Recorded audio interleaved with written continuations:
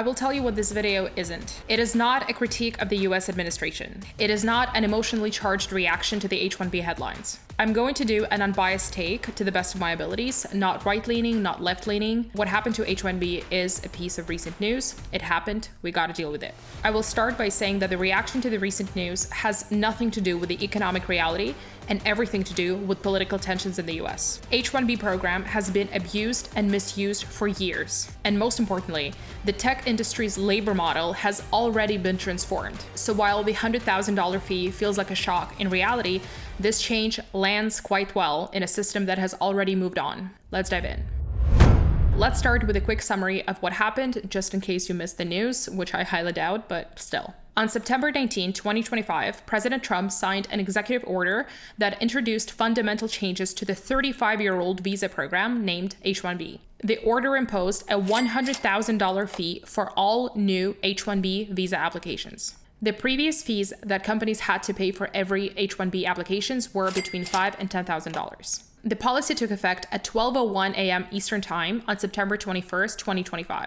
It sent shockwaves through Silicon Valley and caused immediate chaos among tech companies and foreign workers. This video is being filmed on September 28th, 2025, and here is what is confirmed so far. The change applies to all new petitions filed after September 21st, 2025 for all workers outside of the United States. This does not apply to current H-1B holders in the United States. If a company files an H-1B for someone who is outside of the United States, they must pay the fee, whether it's a regular lottery H-1B or one for universities or nonprofits. The determining factor here is the location, whether you're inside or outside the US. It is a one-time fee, not a yearly subscription, and it has an immediate impact on upcoming H-1B lottery. The next H-1B filing season for the 2027 quota will be directly affected. Any H-1B petition filed in that lottery for an individual outside of the US will require a $100,000 payment. Employers planning for the lottery should budget accordingly. And now I would like to invite you to study and critically analyze the data associated with this change. I think the fact that this became such a shock is a sign of a monumental misunderstanding about how the tech industry's labor model has already changed. In my personal opinion, this fee changes very little in the current state of the tech industry in the US. The tech industry has already flipped upside down in the recent years, and there are multiple macro events that affected it. And for the record, AI is not even in the top 5 of those events. But it's like people haven't noticed or haven't processed. So I'm going to break down why it's actually not that shocking.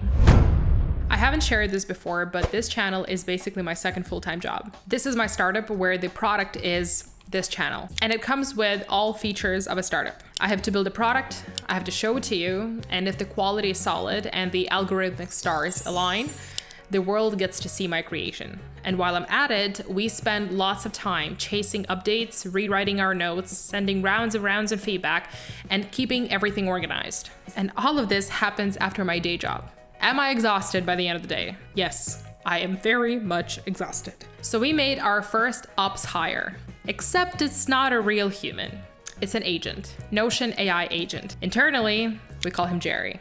Jerry doesn't just suggest, it actually does tasks end to end. This is by far the cheapest and the least problematic ops hire I've ever had in my career, as a creator or a PM. Here's what it looks like. I tell it to compile this week's research, all the Slack updates that Maria and I have been sharing, all of the feedback that I owe you guys, all of the emails I responded to, into one status report so that I know what's done and what isn't. It searches and reads our entire Notion database, and by the way, all of our channel is run out of Notion. And most importantly, it completes tasks automatically. Unlike LLM tools where you get back and forth chat that doesn't connect to other platforms, Notion offers an agent that organizes and simplifies your entire life by connecting with multiple apps that you work with. Slack, ChatGPT, Cursor, Claude, Gmail, Drive, Teams. Notion agent can perform a range of tasks, and it would do so faster than it would take you to explain to a human what needs to be done and how. It can be your content critic. It can be your personal assistant. It can help you get unstuck with a writer's block. It can help you run all sorts of projects, from a small team event to a complex multi-step go-to-market plan. It can automatically combine an entire project update by pulling information from your databases, messengers, and your email. Notion has been our go-to app for years, way before we started this channel. But with the recent launch of Notion AI Agent, or Jerry, we became a team of 3. Like I said, I treat this channel as my first startup, and Notion Agent is my personal assistant, my project manager, and my operations whiz all in one. Except that it costs less than a single freelance hour, and it never forgets and never gets tired. Try it for yourself and let Notion Agent do the work for you. Huge thanks to Notion for sponsoring this part of the video. We absolutely love your product. Over the past 3 years, there has been a 50% decline in the registrations received for H-1B. When I say 3 years, I'm referring to year 2024 to 2026, because the registrations for 2026 have already been submitted. And this was done way before this change came into effect, in March 2025. So this 50% decline is entirely due to pre-existing factors. As you can see, in fiscal year 2024, 780,000 registrations were received. In 2025, almost 480. And in fiscal year 2026, 344. This decline is a result of a perfect storm of policy changes, fraud crackdowns, economic factors, and systematic reforms around H-1B. Let's break it down. Why did this happen? Reason number 1, the epidemic of fraudulent multiple registrations between year 2020 and 2024. In July 2024, the Bloomberg published an earth-shaking investigation that revealed systematic abuse and numerous frauds that have reached epidemic proportions. In H-1B registration data submitted in fiscal year 2023, there was one individual that was registered 83 times. Also, in 2023, over 9,000 individuals had 5 or more registrations. Bloomberg Analysis estimates that roughly 15,500 of allocated visas, meaning 1 in 6, were obtained through lottery gaming. In this case, lottery gaming is when you submit multiple registrations for one person. Now, there's something you need to know about Indian agencies that supplied workers to the United States, but just in case you're unfamiliar with the significance of Indian firms in the context of H-1B, here's why it's important. Here is the demographics of people who obtained H-1B visas. Indian nationals hold around 71% of all H-1B visas. The second largest group is Chinese nationals. But even between these two largest groups, you can tell how big the difference is. The third largest is Canadian nationals. But Canadian nationals have another path into the US, which is the TN visa, so they're not going to be the subject of this conversation. Now let's look at the H-1B usage pattern by American tech enterprises. The companies that benefit the most from H-1B visa holders are big tech and other tier 1 American enterprises and consulting firms. Now for the Indian nationals, and remember that is 71% of all H-1B visas, 25% of them are sponsored by major Indian IT service companies. Here's how it works. For example, Indian IT firms like these hire skilled engineers and tech professionals within India. Then these companies act as H-1B visa sponsors, meaning that they file visa petitions on behalf of the workers that they employ. They negotiate the contract, they negotiate the salary in the US, and they supply the talent to the US company. The contract negotiation happens between an Indian consultancy and the US company that hires the talent, not between the individual who gets the job. Now, the remainder of H-1B visas are sponsored either by American companies directly or perhaps universities, startups, or other employer types. But this 25% figure, which is the number of people sponsored by IT consultant firms, is quite sizable for H-1B because Indian IT firms are the largest employer group category under H-1B. So going back to the problem of multiple fraudulent registrations, what Indian consulting firms that supplied workers to the US would do is they would create multiple companies with similar names and shared addresses. They would submit the same worker multiple times under different company names. And that would significantly increase their chances at lottery wins, while legitimate companies get fewer than half of their requested visas. They would then rent out H-1B workers to major US giants like Amazon or Google and take 20 to 30% of their pay. Bloomberg also found out that the HCL Technologies, which is an Indian IT consulting company, allegedly underpaid H-1B workers by $95 million. Before filming this video, I posted a community post on YouTube asking you guys to drop your questions, so I will be responding to most of them as we go through the video. Here's one of them. Indian workers were given carrots for working onshore. Now, based on everything I just said, to be objective, it is important to understand why they were paid carrots. Both US companies and Indian consultant companies benefited from this. America hired workers with the necessary qualifications for less, and Indian agencies rented out their own people for less. Now, the tech workers who wanted a chance at an immigration took those offers, which were carrots, and went. So it's a win-win for the companies, but the worker is the one who gets screwed. Reason number 2. In response to these frauds, in 2025, the U.S. Citizenship and Immigration Services introduced the beneficiary-centric selection reform to fight the fraud. The reform introduced the following changes. Each unique person gets selected only once, regardless of how many employers register them, which basically means that the incentive for multiple registrations was eliminated. As a result, right after this reform, there was a 38.6% decline in registration in the following year. Reason number 3, tech industry layoffs and reduced demand. In the past 3 years, the tech industry went through unprecedented job cuts as a result of extreme overhiring during pandemic. I dedicated several videos to this topic explaining why the layoff crisis has nothing to do with AI and everything to do with overhiring correction. So if you'd like to understand the reasons why, check these out. But because of those layoffs, H-1B holders got particularly affected. The ones who got laid off face 60-day deadlines to find new sponsors or leave the country. Companies became reluctant to sponsor new H-1B workers while laying off existing staff. And to top it off, Microsoft got caught in a wave of backlash and criticism because they requested 4,700 H-1B visas while laying off 9,000 employees. Reason number 4, remote work and outsourcing. The decline in relocating workers to the US was already happening since before the pandemic,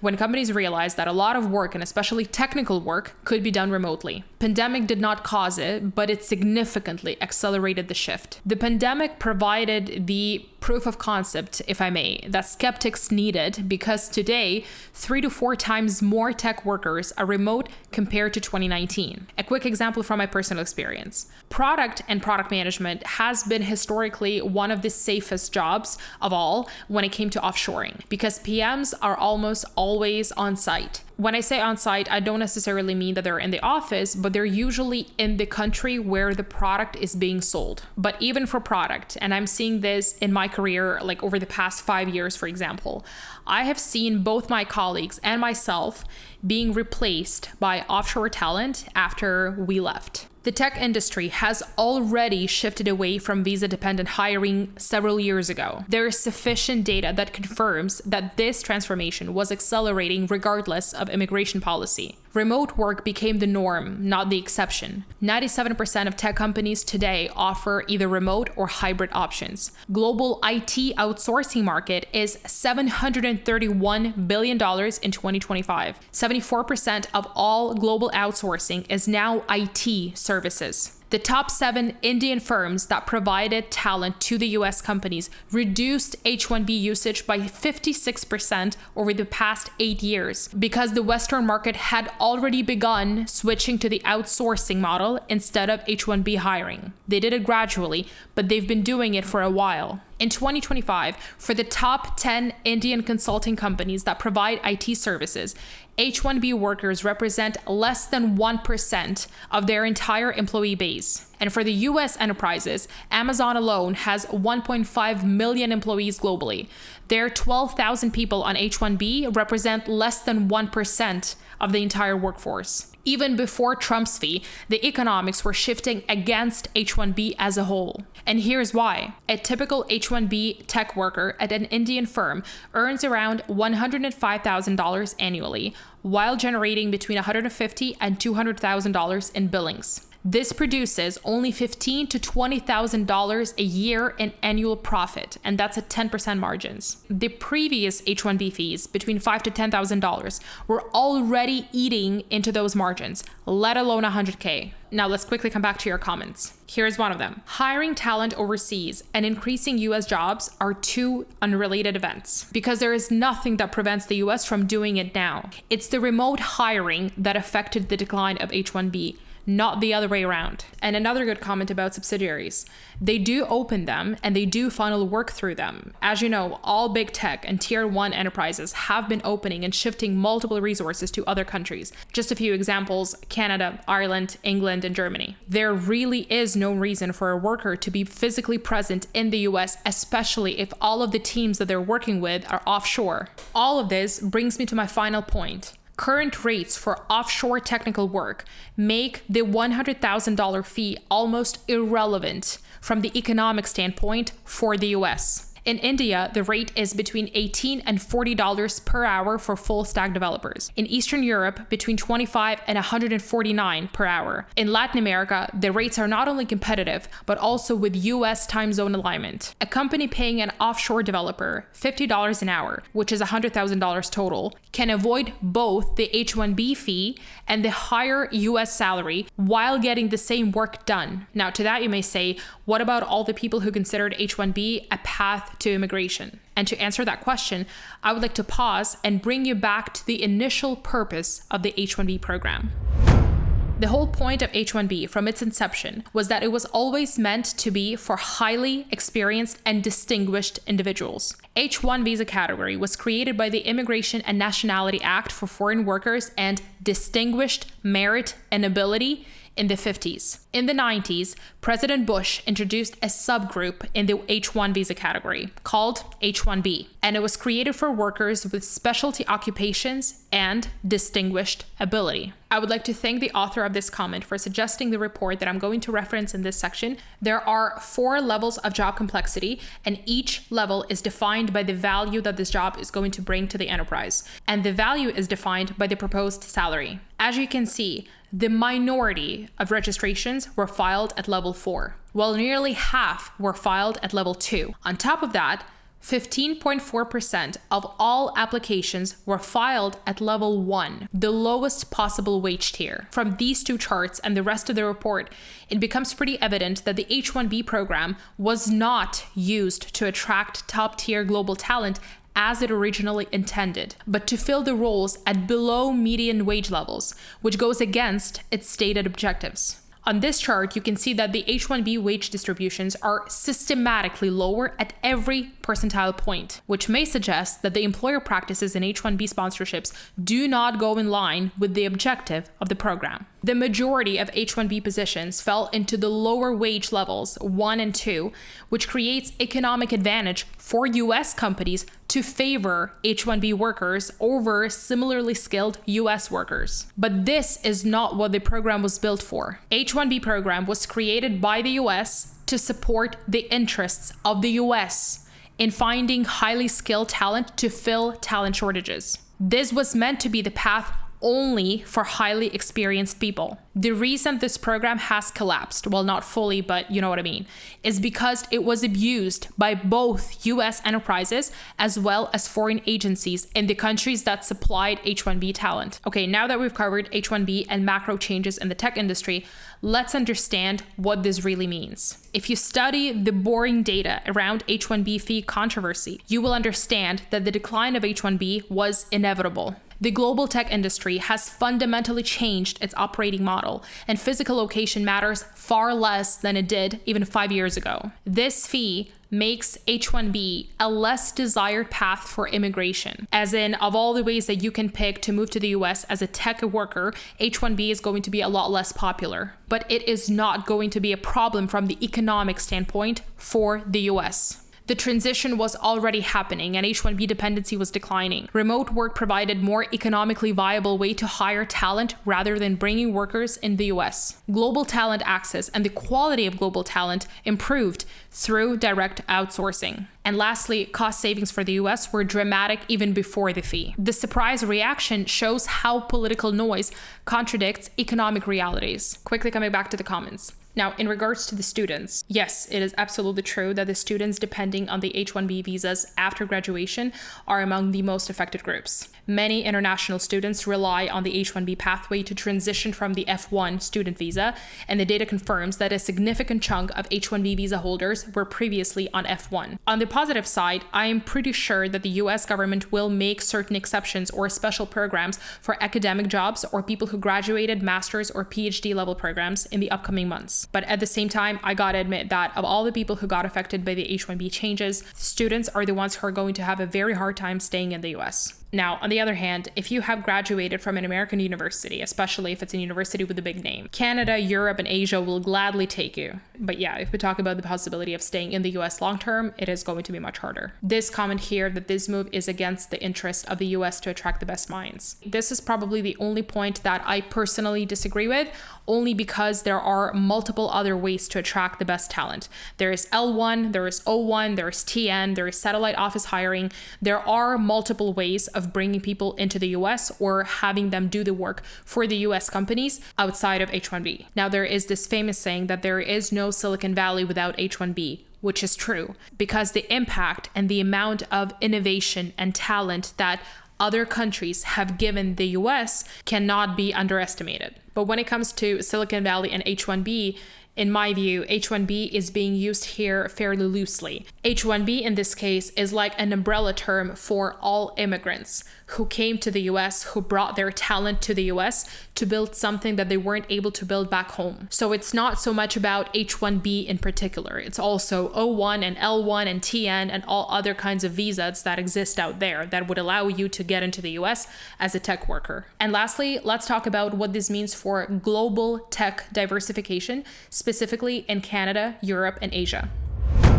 Starting with Canada. Canada already operates a dedicated program allowing up to 10,000 H-1B visa holders to apply for Canadian work permits annually. Canadian work permits can be processed in as little as 2 weeks through the global talent stream. Unlike the US, spouses of foreign workers automatically receive work permits in Canada. There's been a lot of questions asking whether people are going to pick Canada over the US. Yes, there is going to be interest, but let's talk about it in detail because it's not going to be straightforward. The changes to H-1B do open a window for Canada to attract STEM talent with work experience from the US and support population growth and economy. For lots of tech workers in North America, and this includes Canadian-born, American-born, and foreign-born people, Canada has a reputation of being an option B if America doesn't work out. Having lived in Canada for many years, of all my network in tech, the people who would typically pick Canada over the US would be the ones with very strong political or ideological views. For example, it's very common to hear from people who have kids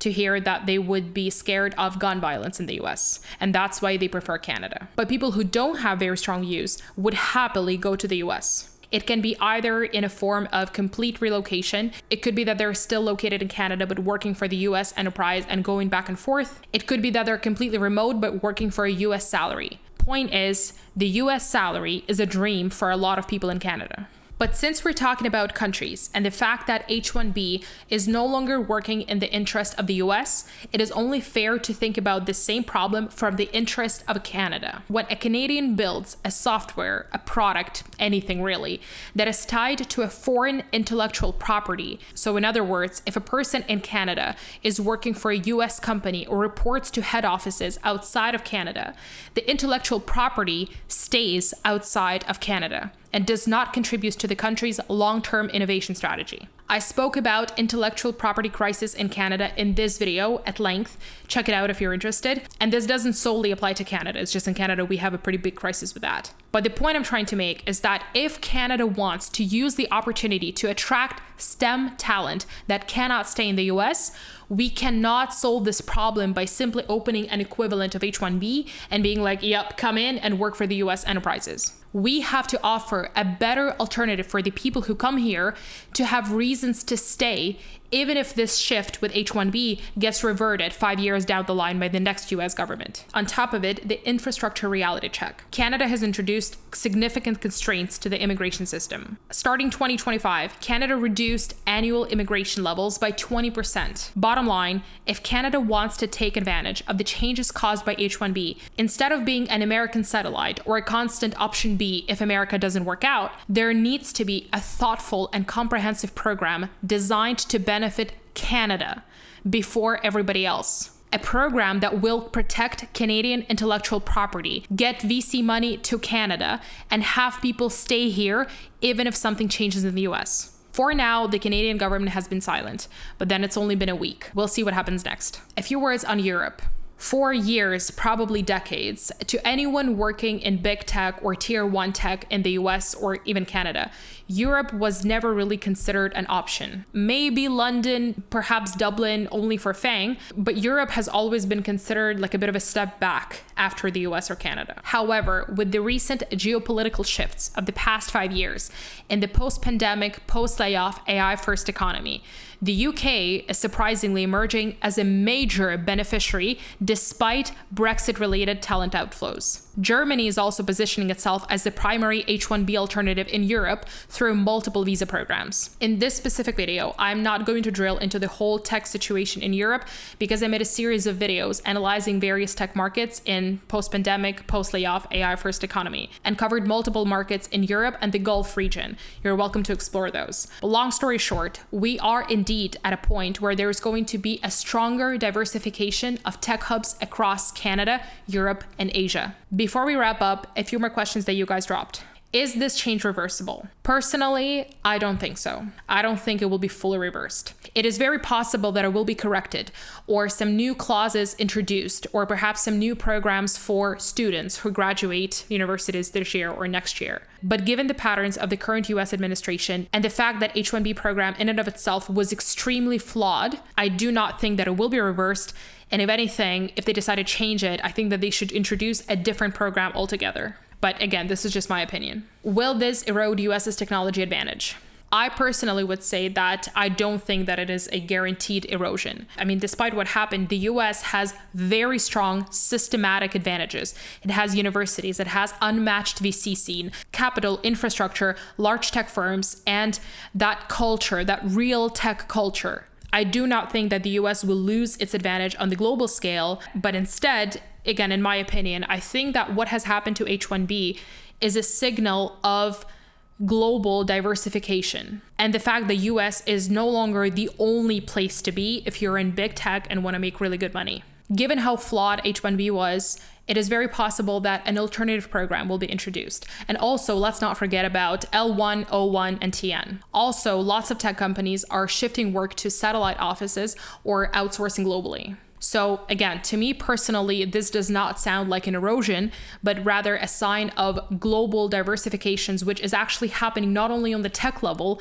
but on the global geopolitical level where US is no longer the biggest superpower. And that's a wrap for today's episode. I covered as much as I could without deviating from the subject, so for any questions that I haven't covered, I will either take them up in future videos or respond in comments. As always, would love to hear what you guys think. Thank you for listening. Till next time.